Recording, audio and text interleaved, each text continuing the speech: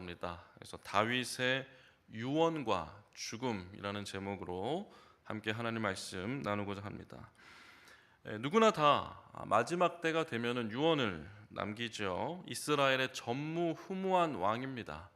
예수님도 다윗의 자손이라 할 만큼 이스라엘 역사 중에서 가장 뛰어난 사람 한 사람을 뽑으라면 바로 다윗이고, 그리고 이스라엘 모든 역사를 통틀어서 하나님의 사랑을 가장 많이 받은 사람이 누구냐라고 묻는다면 바로 이 다윗이죠.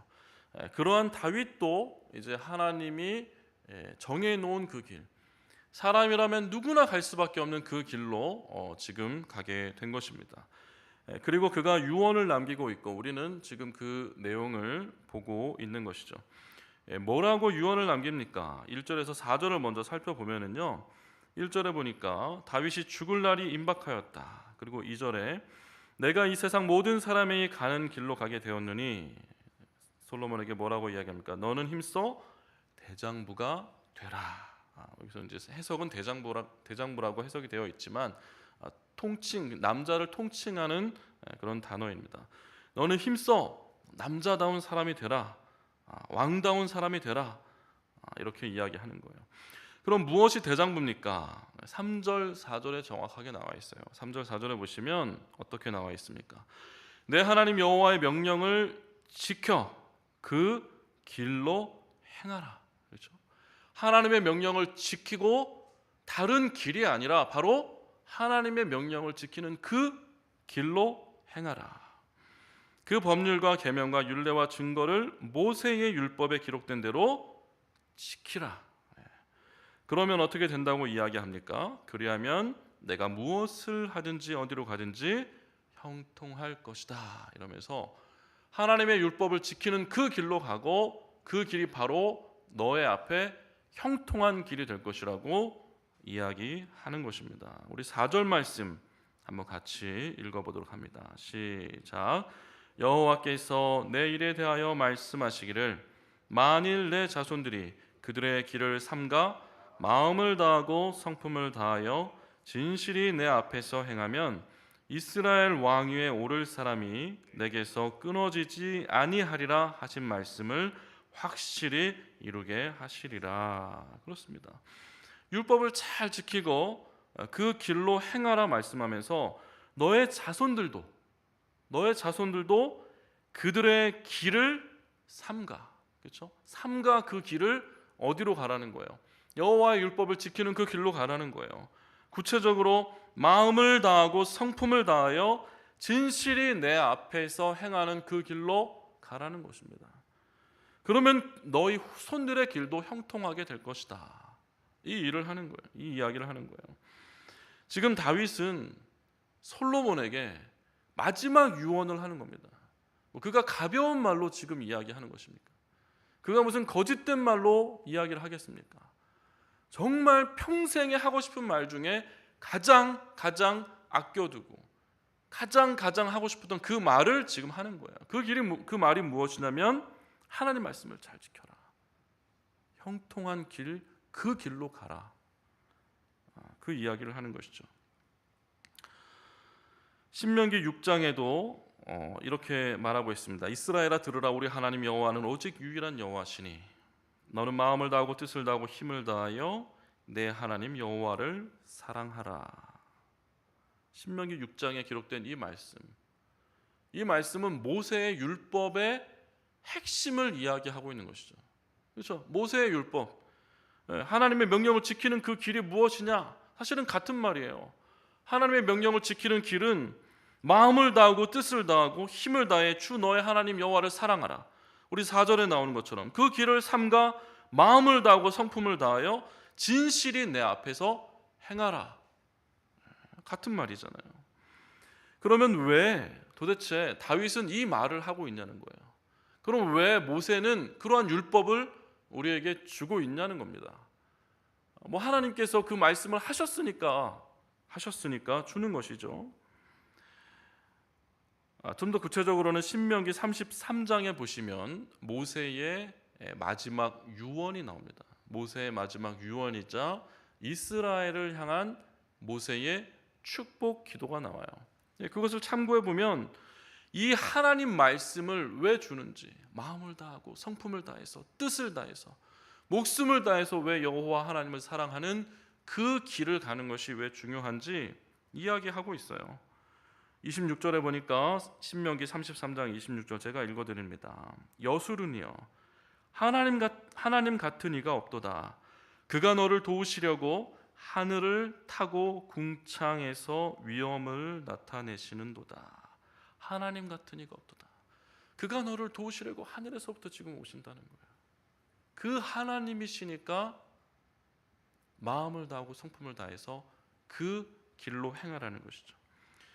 29절에 이스라엘이여 너는 행복한 사람이로다. 얼마나 이 아름다운 말이에요. 솔로몬아 너는 행복한 사람이로다. 여호와의 구원을 너같이 얻은 백성이 누구냐? 그는 너를 돕는 방패시오 내 영광의 칼이시로다. 내 대적이 내게 복종하리니 내가 그들의 높은 곳을 밟으리로다. 솔로몬아 이스라엘아 너같이 구원을 얻은 자가 누구냐? 너는 과연 행복한 자로다.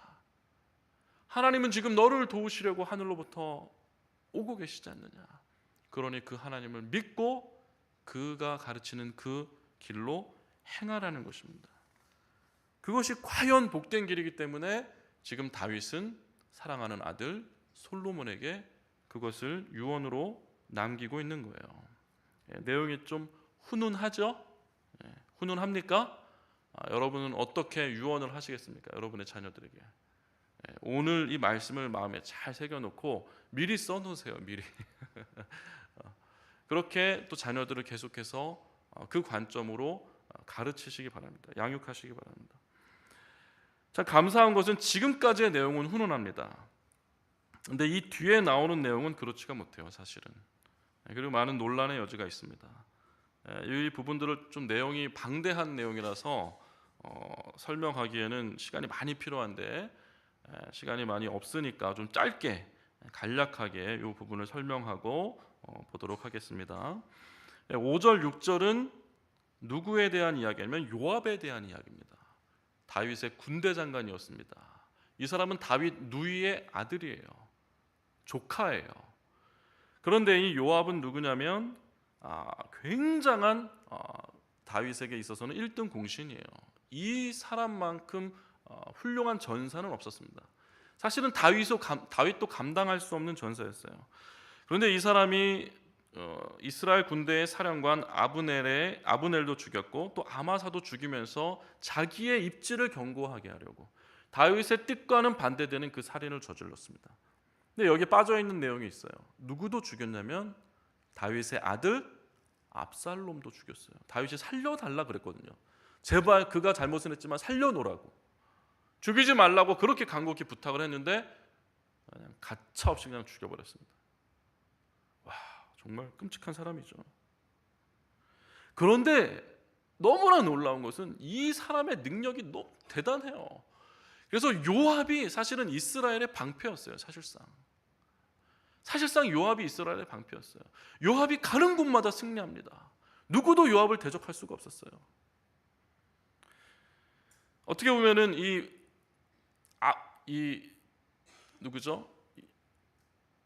솔로몬의 어머니 밧세바를 취할 때도 사실은 요압이 가서 그 밧세바의 남편을 죽이게 하였고, 그러니까 다윗에게서는 꼭 필요한 사람이에요. 그러나 그가 다윗의 뜻을 거스르는 아브넬도 죽이고 아마사도 죽이고 자기 입지를 견고하게 하고 그리고 결국 압살롬도 죽이는 끔찍한 사람입니다. 그리고 중간에 7절에 이제 길르앗 바르실레 이야기가 나오는데 압살롬에게 쫓겨갈 때에 바르실레가, 길르앗은 요단강 동편에 사는 사람들을 통칭하는데 그 길르앗 바르실레의 이 사람이 와서 뭐 그 지역의 어떤 유지였다고 이야기합니다. 근데 이제 뭐 말이 좋아 유지지, 사실 지금 압살롬이 반역을 저질렀으니까 다윗이 폐위가 됐고, 그러면 이제 조금만 잘못하면 이제 이 바르실레가 다윗을 도우면 그 사실이 온 동네에 다 알려졌기 때문에 이 조금만 잘못되면 어떻게 되는 거예요? 패가 망신하는 거예요. 그런데 다윗과 그 무리들을 모시고 음식을 베풀고 이불도 주고 침구를 다 제공하면서 편히 쉴 수 있도록 돕습니다. 그리고 그를 보호해요. 그리고 그의 길도 나중에 이제 상황이 역전이 돼서 돌아갈 때도 끝까지 마중하면서 끝까지 한결같이 다윗을 도왔던 이 아름다운 사람이 바르실레예요.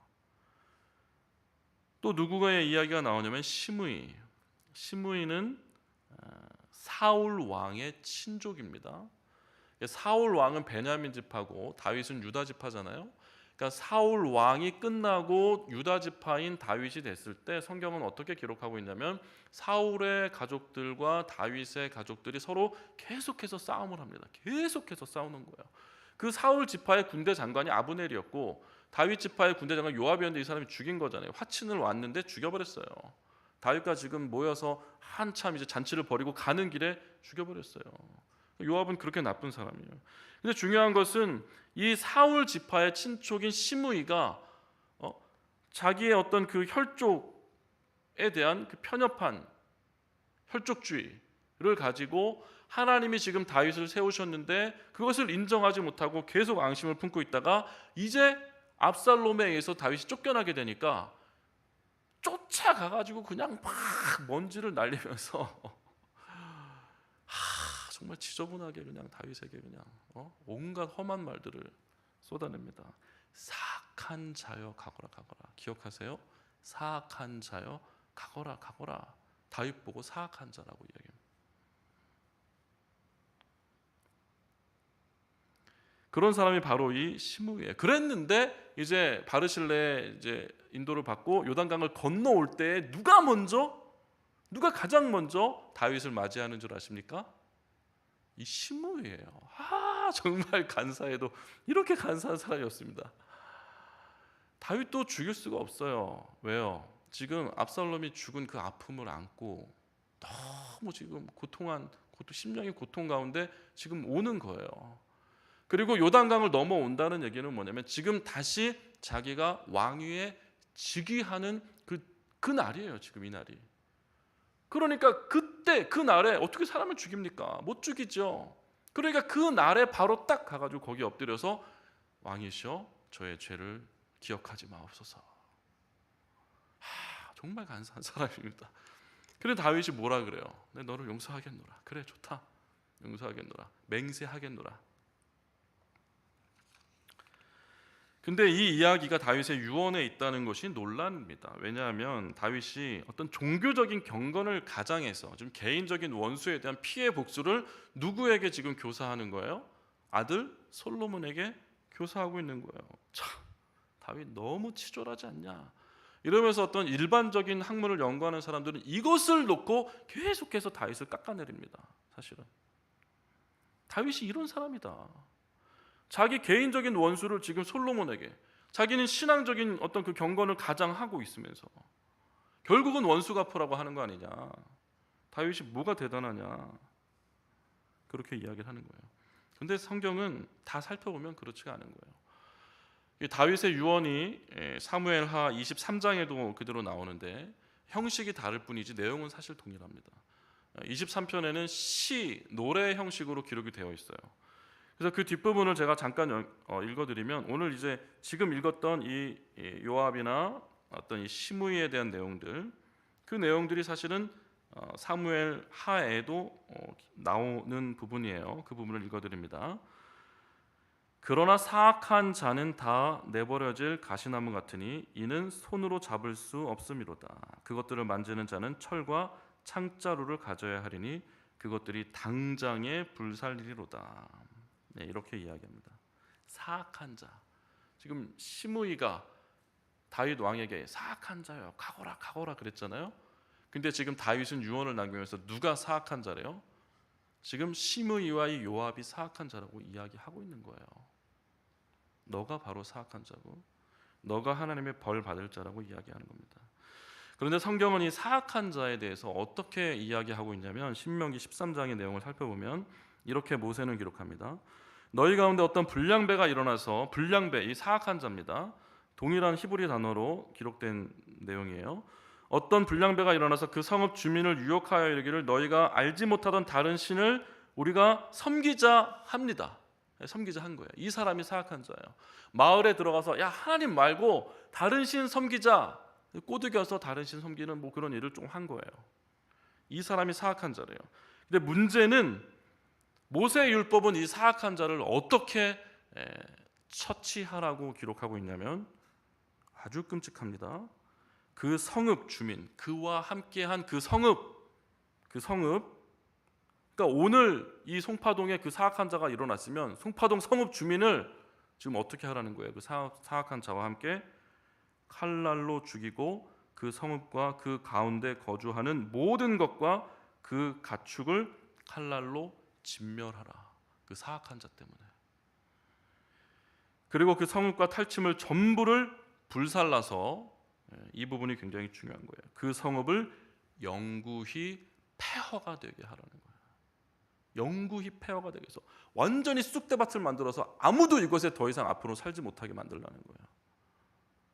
성경은 사악한 자에 대해서 그렇게 경고하고 있어요.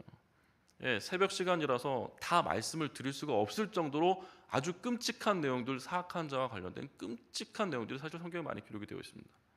다 설명드리지 않겠습니다. 그러니까 말은 뭐냐면 사악한 자에게는 자비가 필요 없다는 거예요. 용서가 더 이상 필요가 없다는 거예요. 여지없이 그 싹을 잘라버리라고 모세 율법은 가르치고 있는 거예요. 그 자가 누굽니까? 지금 시므이와 바로 이 요압이라는 거예요. 그리고 바르실레를 가운데 꼈잖아요. 어떤 그 좀 더 이렇게 연구한 내용들을 보시면은 양옆에 시므이와 요압을 끼면서 결국 어디로 모아지게? 바르실레로 모아지게 하는 거예요. 그러니까 핵심은 사실은 바르실레예요. 요압과 시므이와 대비되는 이 바르실레의 길을 가라. 그 길이 무엇이에요? 마음과 뜻을 다하여 성품을 다하여 하나님의 말씀을 지키는 그 길이 지금 어디에 있는 거예요? 바르실레가 행한 그 길에 나와 있는 거예요. 그가 형통한 길을 가고 있는 거예요. 그래서 솔로몬이 바르실레를 초대해서 지금 항상 식탁에 앉아서 밥을 먹자고 했는데 그것을 고사했던 거잖아요. 그러니까 얼마나 그에게 이제 축복을 하는지 우리가 다 알 수도 없을 만큼 놀랍게 이제 바르실레 가문을 축복했겠죠. 그 길에 가라는 거예요. 그 길에, 형통한 그 길에 서라는 거죠. 우리도 그런 길에 설 줄 믿습니다. 성경은 이야기합니다. 말씀을 정리하면은요, 이제 힘써서 대장부가 되라는 이야기는 하나님의 말씀의 수호자가 되라는 겁니다. 하나님이 가르치는 그 길로 가라는 거예요. 요압의 길로 가지 말고 시므이의 길로 가지 말고 그 바르실레의 길로 가라는 거죠. 요압은 어떤 사람입니까?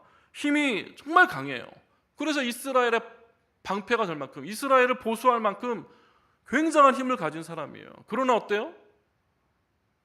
언제든지 밥 먹듯이 왕의 뜻을 배역할 수 있는 사람이에요. 바로 이 요압이죠. 오늘날 우리 주변에 요압과 같은 존재는 없습니까? 막강한 힘을 가지고 있어서 우리를 좌우로 휘두르는 어떤 그런 존재. 물질이 될 수도 있고 자녀가 될 수도 있고 세상 성공이 될 수도 있어요. 세상 안위가 될 수도 있고 우리를 붙잡고 흔듭니다. 그런데 언제든지 그 강한 힘을 가지고 우리가 하나님의 말씀을 배반하도록 언제든지 그렇게 우리에게 명령할 수 있는 자가 바로 이 요압과 같은 것이죠. 시므이도 마찬가지예요. 왕의 치부를 다 들춰내서 조롱합니다. 그리고 온갖 저주를 쏟아붓습니다. 그런데 상황이 바뀌면 바로 그 앞에 나가 머리를 숙이고 무릎을 꿇어요. 내가 언제 그랬냐는 듯이 간사하고 편협한 믿음을 갖게 하는 거죠. 이 혈통주의라는 편협한 믿음을 갖게 해서 뭔가 온갖 나쁜 말들을 다 쏟아내는데 또 상황이 역전되는 모습을 보면 바로 아니네 하면서 무릎을 꿇고 고개를 숙이는 그러한 길로 가지 말고 마음을 다해 뜻을 다해 주님을 사랑하는 그 길로 가라는 것입니다.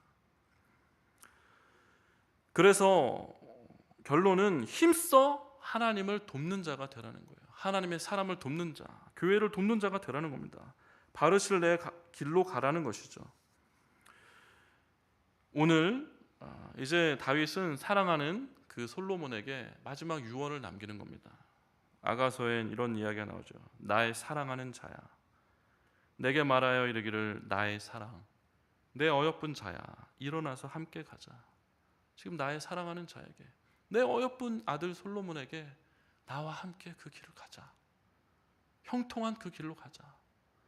하나님의 말씀을 수호하는 그 길로 가자. 하나님의 사람을 돕고 하나님을 돕는 그 길로 가자. 그렇게 마지막 유언을 남기는 것입니다.